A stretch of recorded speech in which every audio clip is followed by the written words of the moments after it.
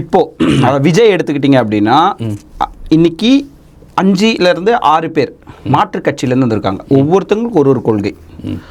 நீங்கள் வந்து ஆதவ அர்ஜுன் எடுத்துக்கிட்டிங்கன்னா ஒரு கொள்கை, புசி ஆனந்த் எடுத்துக்கிட்டிங்கன்னா என்ன கொள்கைன்னே தெரியலை, விஜய் எடுத்துக்கிட்டிங்கன்னா என்ன முன் வச்சாரோ அது எதுவுமே பண்ணலை அப்படின்ற ஒரு பேச்சுக்கள் இருக்குது.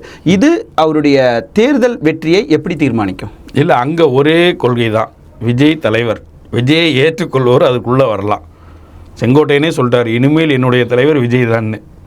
நான் முழுமையாக அவரை அது ஒன்று தான் அங்கே கொள்கை.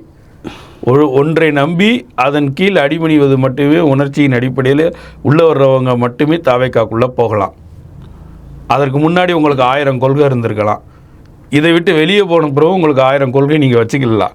உள்ளே இருக்கும்போது ஒற்றை கொள்கை அவர் விஜய்.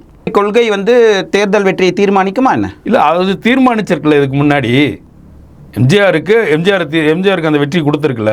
அப்போ அந்த ஒருவர் தனக்கு எல்லாமே செய்வார், அந்த ஒருவர் நல்லவர், அவர் அன்பானவர், அவர் பண்பானவர், அவர் வந்து இந்த உலகத்துக்காக எதையுமே செய்யக்கூடியவர், தன்னுடைய வெற்றியையும் தன்னுடைய மிகப்பெரிய பணபலத்தையும் விட்டுட்டு எனக்காக வந்திருக்காருன்ற ஒற்றை விஷயம் எனக்கு போதாதா அப்படின்ற ஒரு நினைப்பு இருக்குல்ல, அதுதான் உணர்ச்சி அரசியல். அப்படி நீங்கள் பார்த்தீங்க அப்படின்னா எம்ஜிஆராக இருக்கட்டும், அதுக்கு அடுத்து ரொம்ப உணர்ச்சிகரமாக இருந்த விஜயகாந்தா இருக்கட்டும், அவங்க 2 பேரையும் இயல்பாக போய் மக்கள் எப்போ வேணாலும் சந்திக்கலாம், எப்போ வேணால் பேசலாம். இன்னைக்கு விஜய் அந்த மாதிரி சந்திக்கக்கூடிய சூழல் ஏதாவது இருக்கா என்ன? சந்திக்க வந்தால் தான் பிரச்சனையாயிருது.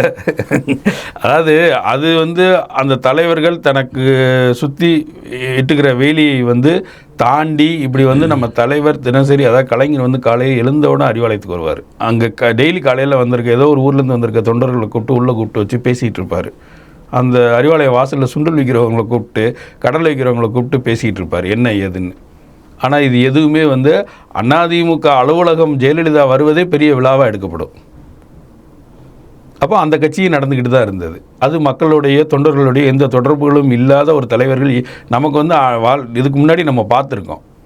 இது ஒன்றும் நம்ம விஜய் வெளியே வராது ஒன்றும் புதுசு கிடையாது. நமக்கு ஏன் வரலை, நீ எங்களை சந்திக்கலைன்ற கேள்வி எல்லாமே அந்த தொண்டர்களுக்கே இல்லையே.